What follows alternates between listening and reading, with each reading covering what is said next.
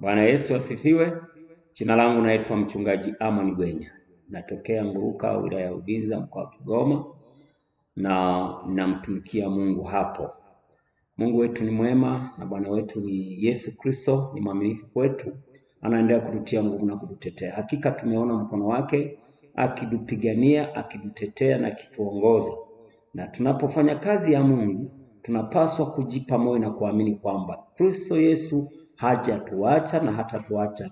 Tutaendelea kuwa pamoja naye, maana amesema katika kitabu cha Injili ya Mathayo kwamba hatatuacha kama yatima, bali atakuwa pamoja nasi. Kumbe tuihubiri Injili bila mashaka wala hofu.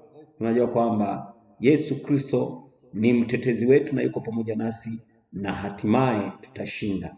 Mavuno ni mengi, lakini watendakazi ni wachache. Tunapaswa kuenda shambani mwa Bwana na tufanye kazi kwa uaminifu, ili ya kwamba Yesu akirudi ayakute mavuno yamekamilika.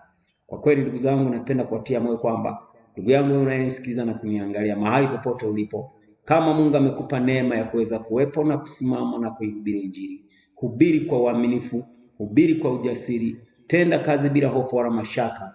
Kristo Yesu anakuona na anajua kwamba nini kifanyike katika ulimwengu huu.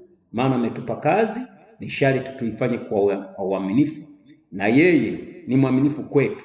Lazima atatembea pamoja nasi tutatembea pamoja naye, na huduma itatendeka ili Yesu Kristo tukamzalie matunda. Siku moja kirudi tupate kuipata thawabu yetu, kwamba tumefanya kazi kwa uaminifu bila kutahayari. Mungu akubariki sana na akutie nguvu wewe mtumishi wa Mungu unayenisikiliza, ili na wewe ukaze mwendo.